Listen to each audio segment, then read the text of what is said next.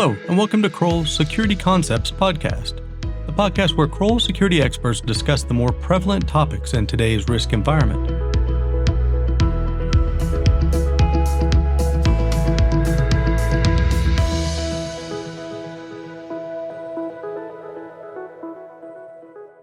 Hello, and welcome to another Security Concepts podcast.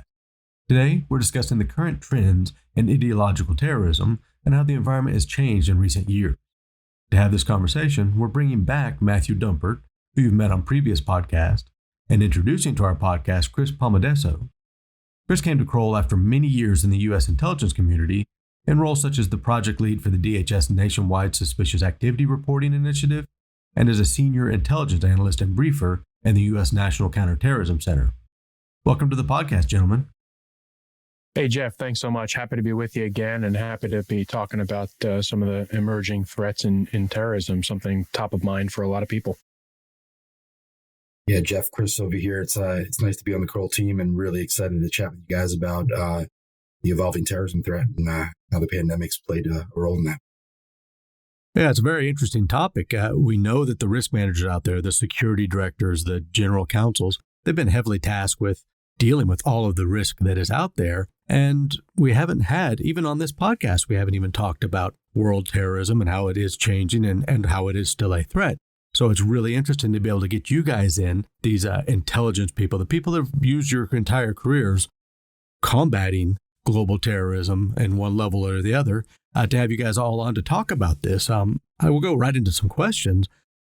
Let's start with, can you talk about the new and emerging threats? We know that the Afghani government and the Taliban's return to power, some changes there have maybe introduced some additional threats. But what are you guys seeing as the emerging threats out there? Jeff, that's an excellent place to start. After the fall of Afghanistan and the Afghani government and the rise of the Taliban back to power, I think we can expect an uptick in ideological and transnational terrorism.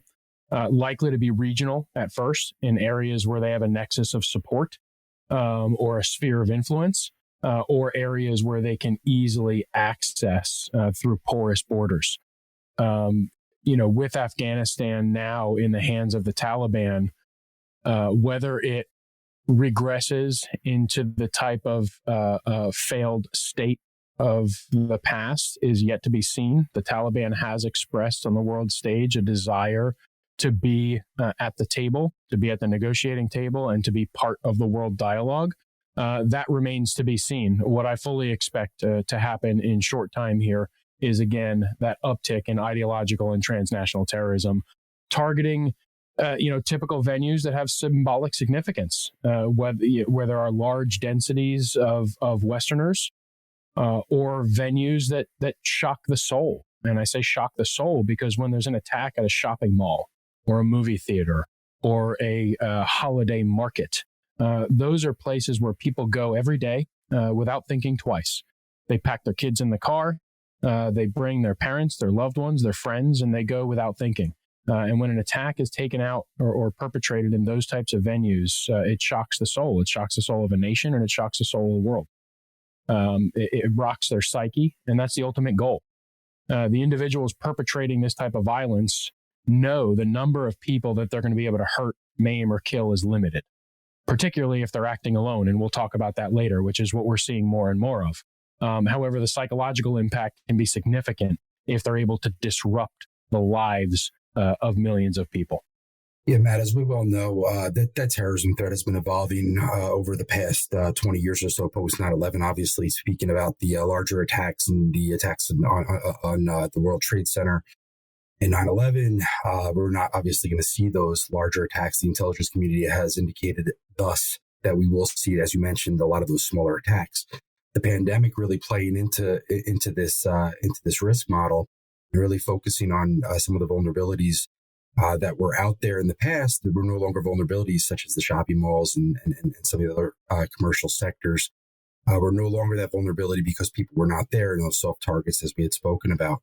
So what's really interesting to see is as we get back to work, we get back to our buildings and our malls and our schools, we're really, the vulnerability now is exposing itself again. And as you had mentioned, this terrorism threat is still evolving with some of those lone offenders, homegrown violent extremists that are part of that ideological extremism element. So, as we do get back to work, that is something we really do need to pay special attention to.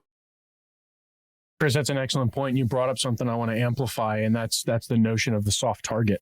The most likely manifestation in the U.S., I think, at least, is from those who may be inspired to conduct small acts of violence, with homemade weapons, like we saw at the Boston Marathon bombing, for instance. And again, these homemade or these lone wolf style attacks can involve firearms. They can involve knives, vehicles plowing into crowds, or any other type of impromptu or homemade weapon. Again, the number of people that can be hurt, maimed, or killed, it's not insignificant, but it's not large scale. The large scale operation is getting harder and harder to perpetrate because of the international community, the global community, of intelligence communities, of law enforcement communities, the concerned citizenry who now know if they see something to say something. It's a lot easier to perpetrate one of those lone wolf style attacks with homemade or impromptu weapons. And that notion of soft target that you just mentioned is critically important, particularly to our listeners here, because that's something that we can change. That's something that we can impact. The goal for any security director, risk officer, general counsel, or anyone tasked with a security portfolio is doing those things that are reasonable to make your facility, make your operation as hard a target as possible. The last thing that any business wants, or any facility or risk manager or corporate counsel wants, is for their facility to be the target because of either porous security features or a lack of attention on the basics of securing facilities and securing people. Yeah, building resiliency is absolutely huge to that point, Matt. You can't stress that enough. I mean, from the government sector to the private sector, we're gonna be nailing that one at home. Just the ability to identify the risk model, really taking into consideration the threat, and by taking into consideration the threat, it's really important for our private sector partners to understand that there's a significance in understanding the intent of the adversary and the capability of the adversary in that particular threat. And then looking at the vulnerable elements within your sector, whether it's an insider threat, whether it's actual brick and mortar vulnerability within your sector, and then the consequences, and really what the consequence would be if that actor was able to exploit that vulnerability based on their intent and capability, and what the consequence would be on your workforce, on your cyber infrastructure, on your actual brick and mortar infrastructure, your safety and security. That all would be very, very very key to assessing and part of the risk model and the scientific approach to it. Yeah, it makes getting the basics perfect, right? I mean, in any security apparatus, there are some basic functions that can help thwart a either criminal or terrorist incident. We talked about motives. We talked about preparedness. We talked about resources. We talked about the notion of the lone wolf versus the highly sophisticated. And what it boils down to in a lot of cases for private sector and even public sector security directors is making sure that the basics of security are fully functioning, right? And what that allows us to do is when the basics of security are fully functioning and well practiced, it makes it that much easier to tackle the hard things. The hard things like identifying pre-operational surveillance, detecting threat indicators, those red flag indicators that violence is either being planned or immediately afoot. And then, of course, the hard duty of counteracting or mitigating a more sinister act. And what do I mean when I talk about basics? It's access control. It's training our people, our citizenry, our employees to recognize suspicious activity and pick up on it early in the terrorism life cycle. And I'll talk about that in a second. It's knowing the indicators of potential violence so that people can stand up and say and report, I saw something suspicious. and it needs to be investigated and assessed as suspicious activity. We know, I just alluded to the terrorism attack life cycle. We know that both criminal elements and ideological extremists or terrorist actors conduct what we call pre-operational surveillance. And we know it happens generally and at least twice before any attack. Matt, we've also seen how well the reporting of suspicious activity and those behaviors that are reasonably indicative of pre-operational behavior is successful. I mean, we saw that in Point Pleasant when there was the marathon down there, and a couple of folks saw some suspicious behavior. It turned out there was a homegrown violent extremist that was attempting to plant an IED to disrupt the marathon down there in Point Pleasant. So, it's only as good as the communication that our security directors out there are able to build with the trust that they build with their employees to know how to report those suspicious indicators, really knowing what is unusual to that particular workplace. It's only as good as the information that we gather from our workforce and from the folks that really can identify something that's out of the ordinary. That's exactly right. And having the infrastructure set up, right? Having those communication pipelines established so that your employees, if they see something around the workplace or in the immediate neighborhood, in the immediate vicinity of their workplace that seems odd or out of place, right? This is an environment that they interact with regularly. So they know what's normal and what's abnormal. Sometimes it's difficult to get folks to call the police or call 911 if they see a suspicious package or a suspicious individual. But it's a lot easier if the workplace, if the employer has a threat reporting process established, right? It can even be anonymous. It can be an inbox that's monitored where they can report suspicious activity, and that goes directly to those within the organization who are tasked with safety, security, investigations, and assessment. I mean, the other basics that we're talking about here are, robust access control, keeping bad actors out of facilities so that if they do intend on violence, the ability for them to carry out something large scale is limited. Vehicle access controls, the screening of vendors, mail screening so that suspicious mail items can't circulate throughout the business place. Isolating your workplace so that if a bad actor does get in and they intend on violence, limiting their access throughout the workplace, thereby mitigating the amount of damage that they can inflict. Notification systems, evacuation procedures. These are all basics of security that security professionals and security directors and risk managers and general counsels deal with every day. When those things are buttoned up, when those things are well in place and well practiced, there's a fluency. And it frees up the bandwidth for our security staff to then deal with these more sinister acts, with picking up on the pre-operational surveillance, with picking up on threat indicators of violence. If those basics are not fluent, then so much of our daily bandwidth is taking up maintaining those basic processes. We don't have the time, the energy, or the bandwidth to deal with the more sinister stuff. So really, it's now that companies need to be looking inward and looking at their security policies, procedures, and protocols. It's now where they need to be looking at their business continuity and resiliency plans. Now's the time to do it so that if there is an uptick in transnational violence and violent extremism, we're in a better place to deal with it at that point. Yeah. Listen, Matt, I can't agree with you more on this. The threat, the external threats, the evolving threats that we spoke about, that's out of our control. I mean, we're talking about agencies with 3 letters that are working this kind of stuff every single day to mitigate these threats. But what you had mentioned there, building your security plan, business continuity is just so vital. You were to look at the model, the risk model, obviously every element of threat, vulnerability, and consequence is going to be very important. But from a director of security at a private sector industry, you're really going to be looking at that vulnerability piece and how to build that resiliency and identify what is vulnerable about your particular element. It's only as good as what you know about your particular entity, and then also the knowledge from the outside agencies and outside private sector entities that might be able to weigh in on what exactly is vulnerable about your sector based on the threats that we're seeing, and really what the consequences would be by playing out some scenarios and really looking at what the return on investment of building your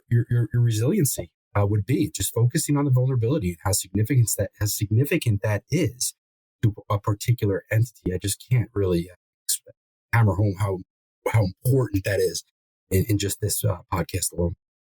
Absolutely, Chris. You know, we both come from the federal law enforcement background, and you spending a bit of time in the intelligence industry. There are very serious professionals out there that are every day and every night and every morning keeping tabs on international and transnational terrorism activity.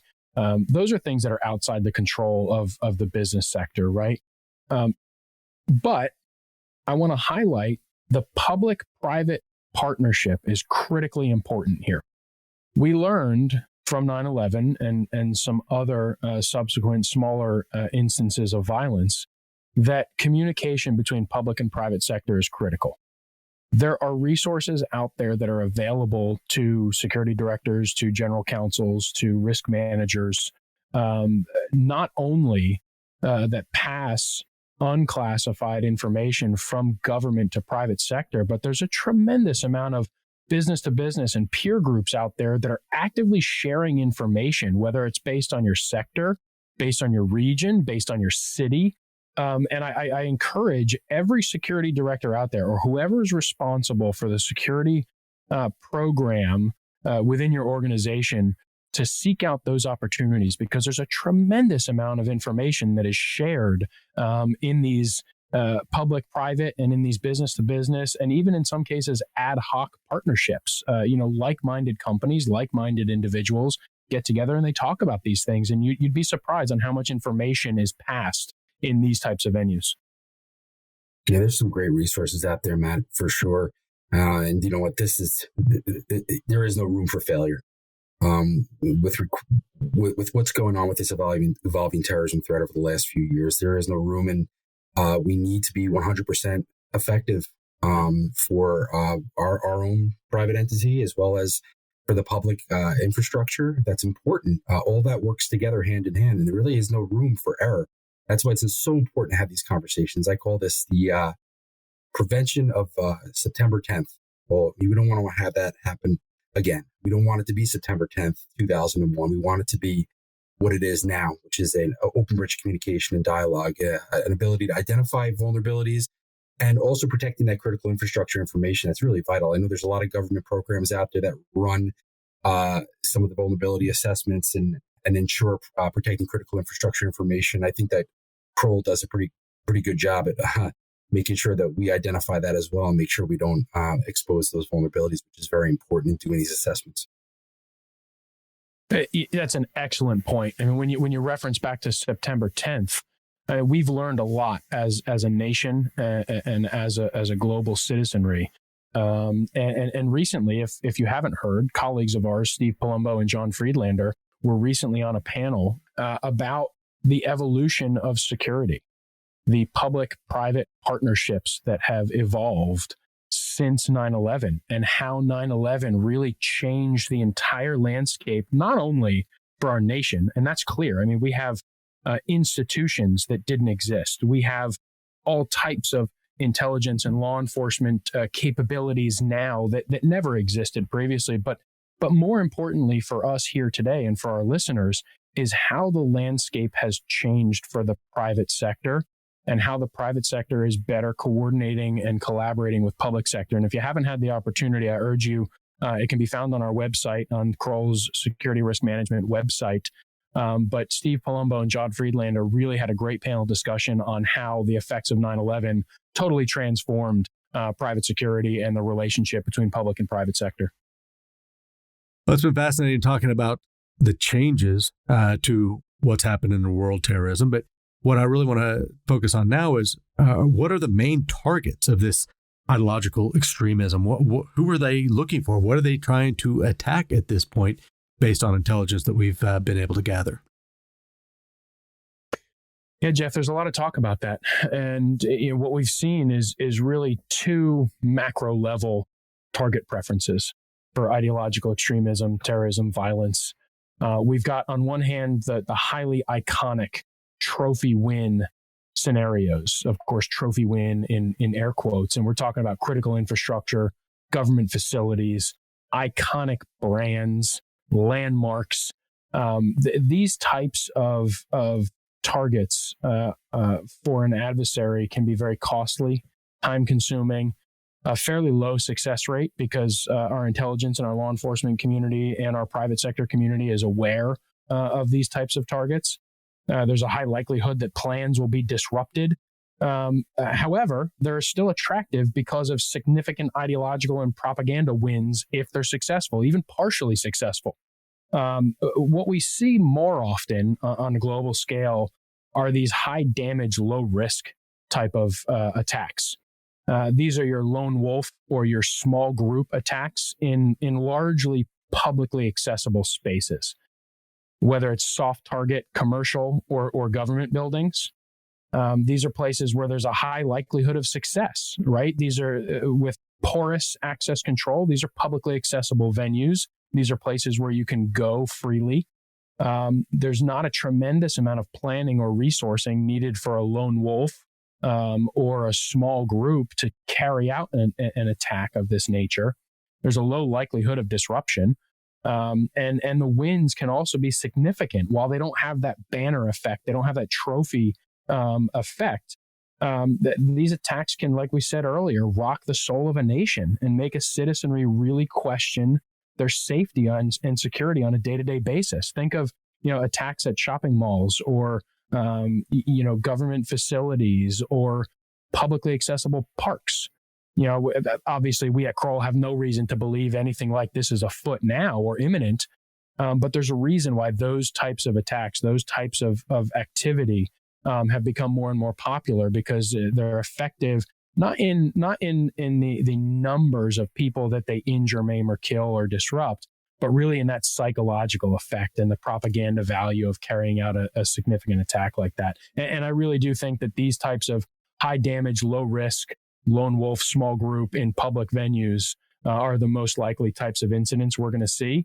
And a lot of the training that's offered to employees when we talk about threat management, when we talk about the recognition of red flag indicators of violence or that terrorism life cycle we talk so much about, when we bring our employees, our colleagues into the fold on what we know and do in the safety and the security business every day, those lessons can be applied in their private lives as well. Being aware that suspicious activity could lead to a criminal or a terrorist event can help everybody in their private lives as well. Think about, you're on the weekend, you're at the shopping mall with your family and you pick up on suspicious activity. Well, okay, rather than report it to my corporate infrastructure for threat management or suspicious activity, I now know that I need to report it elsewhere: law enforcement, mall management, facility management. So these lessons are applicable in all aspects of life. Yeah, Matt, that's a great point about the advisories and really being aware of what's happening right now and realizing that the terrorism threat is, as we're consistently saying, evolving. It did not go away. That's the importance of that national terrorism advisory system that Homeland Security has. So, gathering that as a consumer of intelligence and understanding the threats that are out there. For instance, the bulletin that went out about 2 or 3 weeks ago now regarding malls in northern Virginia, and the significance of just understanding that, hey, you know what, that's a threat. And then the implication of that on the private sector, on the public, is just invaluable. What happened in Liverpool a few days ago just was a great illustration of what we were talking about with regards to how it impacts the global awareness of the terrorism threat. We're talking about an attempted attack on the healthcare sector, right? So it did not occur inside the building or really have enabled the actor to execute that particular attack, but it showed the implications to the global awareness of what could how this evolving terrorism threat could impact public awareness of the evolving threat. Yeah, and talking about public awareness, I'd be remiss if I didn't highlight the milestone events, the anniversaries, the holidays that are so significant in the terrorism and the extremist violence mindset. And that's, it's really no secret. It's something that's been talked about and it's talked about every year, that you're most likely to have an incident like this or an attack like this in and around milestone events, anniversaries, or holidays. whether they're spiritually or religiously significant or significant on a national level. These holidays and milestones, again, if an attack is perpetrated around these times when people are home with families, when they're taking vacation, when they're on leave, when they're celebrating, these types of attacks can again rock the soul. We're talking about holiday markets. We're talking about National Day festivities. We're talking about significant public gatherings. And there's a reason why we see a spike in activity around these times. But I do want to point out that it's not necessarily the day of the anniversary or the day of a holiday, right? It's the days leading up to and after. You have to understand that those who are planning these types of attacks are gathering resources, people, they're putting plans together. This isn't a production facility that's run smoothly in all cases. So what you might see is an uptick in violence around the holiday season. And the reason for that is, a terrorism plan or plot is going to be carried out typically as soon as the perpetrators have all the resources and personnel in place, because at that point it becomes tremendously risky to have everything in place without carrying out a plan. There are threads out there that law enforcement and intelligence communities can pick up on. The longer they wait, the more likely they are to be disrupted or caught. So you might see a plan carried out in the days leading up to or the days immediately following one of these anniversaries, holidays, or milestone events. Well, gentlemen, that was a fantastic conversation, so much so that I almost forgot we were doing a podcast and I have some role to play here. That being said, I think it's time to wrap this one up. I want to thank everybody on the podcast for coming and joining us for this one. I also want to thank all the listeners, and we'll see you on the next one.